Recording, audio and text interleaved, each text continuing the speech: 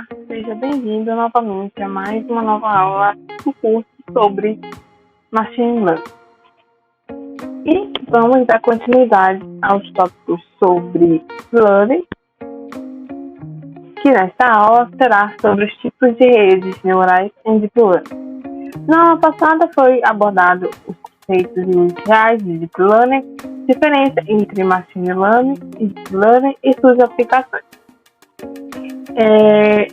O objetivo desse curso é oferecer uma base teórica e prática sobre os principais tipos de redes neurais e também o conceito e aplicação do Learning.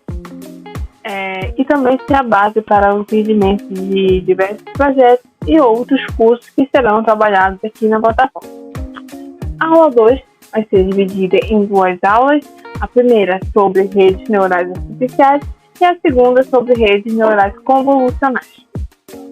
Dando início a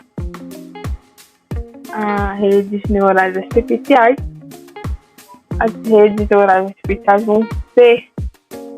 são, na verdade, modelos matemáticos inspirados no funcionamento do cérebro humano, onde foram projetados para realizar tarefas específicas de aprendizado e reconhecimento de padrões. Elas são uma parte essencial do campo de aprendizado de máquina, ou a machine learning, e mais especificamente do subcampo conhecido como deep learning, que é o aprendizado profundo.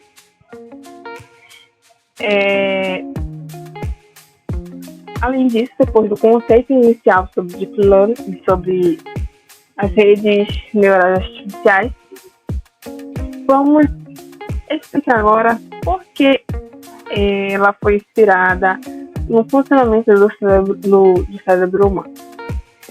De início, vamos entender o funcionamento dos neurônios humanos.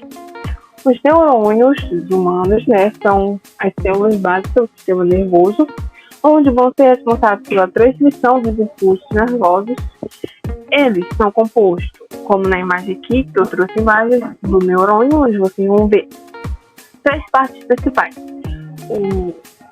os dendritos, o axônio e o corpo celular. Os dendritos têm a função, ou seja, o que ele é, eles vão ser o prolongamento do neurônio, que recebe os estímulos e leva um impulso nervoso em direção ao corpo celular. E o axônio, ele é um prolongamento único que conduz o impulso nervoso, onde cada neurônio possui apenas um axônio, geralmente mais longo que os dendritos. Vamos ter o corpo celular, onde está presente o núcleo e grande parte das organelas celulares e de onde parte os prolongamentos dessa célula. Com isso, os neurônios são células que vão conseguir responder a estímulos com modificações da diferença de potencial elétrico na membrana celular. A modificação desse potencial pode propagar-se pela membrana, fenômeno conhecido como impulso nervoso. Agora vamos ter a parte do funcionamento das redes neurais artificiais. As redes neurais artificiais são um subconjunto, como foi falado, de machine learning e estão no cerne dos algoritmos deep learning. Seu nome e estrutura são inspirados no cérebro humano, imitando a maneira como os neurônios biológicos enviam sinais uns para os outros. As redes artificiais vão ser compostas por camadas de um nó, contendo uma camada de entrada, uma ou mais camadas ocultas e também uma camada de saída, onde cada nó ou neurônio artificial vão conectar-se a outro e tem um peso e um limite associados. Se a saída de qualquer nó individual estiver acima do valor do limite especificado, esse nó será ativado, enviando dados para a próxima camada da rede. Após entender o funcionamento separadamente de cada um, a gente vai ver agora a relação entre os dois, entre os neurônios humanos e as redes neurais artificiais. A principal relação entre os dois é a maneira como eles processam e transmitem informações, Assim, assim como os neurônios humanos recebem, processam e transmitem informações através dos impulsos elétricos, as redes neurais artificiais também recebem, processam e transmitem informações através de nós interconectados. Além disso, assim como os neurônios humanos têm a capacidade de aprender e adaptar-se com base nas informações que recebem, as redes neurais artificiais também têm a capacidade de aprender e melhorar sua previsão ao longo do tempo, com base nos dados de treinamento. Portanto, as redes neurais artificiais são uma tentativa de simular a complexidade e a eficiência do cérebro humano em um contexto computacional. Após isso, vamos entender um pouco da arquitetura de von Neumann. Mas por que entender essa arquitetura? Porque as redes neurais artificiais, elas são uma alternativa ao modelo computacional de von Neumann. Vou trazer aqui umas 3 características da arquitetura dele. Primeira é que a CPU busca e executa uma instrução de forma sequencial. A segunda é que a base dos computadores existentes desde a década de 1940 até hoje em dia utilizam essa arquitetura de von Neumann. Atualmente existem outras arquiteturas mais avançadas, mas ainda presente esse modelo de arquitetura. E por fim, essa arquitetura apresenta sérias limitações de desempenho e dificuldades de propagação. O problema é que a arquitetura de von Neumann apresenta limitações sobre a forma de propagação. Quero chamar a atenção justamente para esse problema, porque as redes neurais artificiais possuem uma arquitetura de processamento completamente diferente da arquitetura de von Neumann. Então, essa parte foi para entender que as redes neurais artificiais são uma alternativa ao modelo computacional de von Neumann. Mas por que são chamadas de redes neurais artificiais? Primeiro, o cérebro humano possui habilidades que não são facilmente reproduzidas por algoritmos convencionais. Segunda, o cérebro humano normalmente possui capacidades limitadas para outras tarefas nas quais as máquinas se saem muito melhor.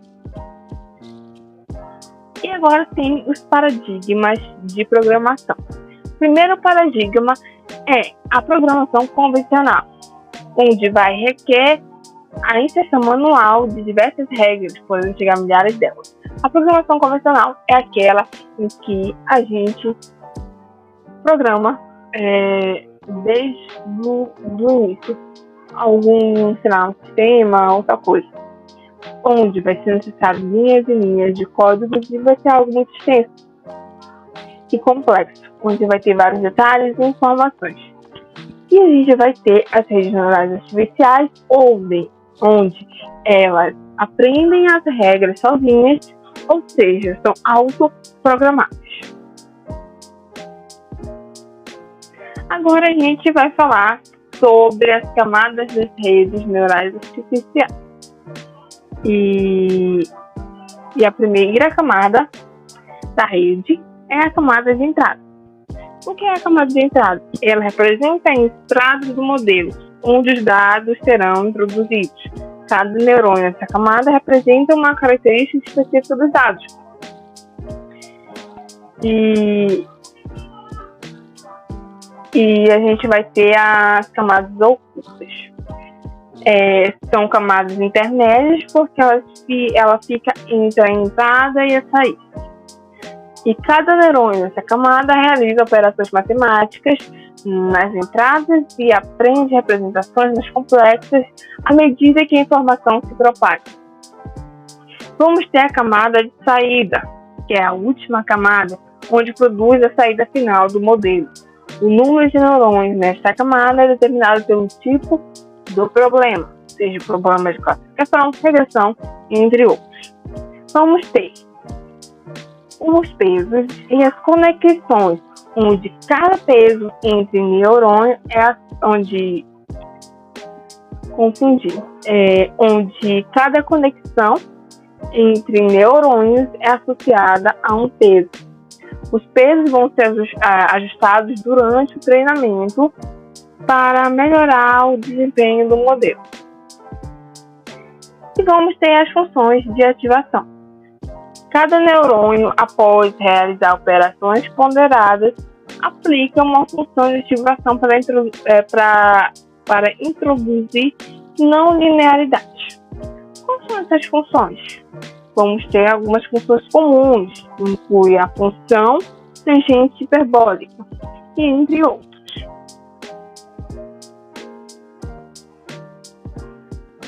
E agora vamos ter algumas aplicações em aprendizado de máquina. A primeira aplicação vai ser reconhecimento de padrões.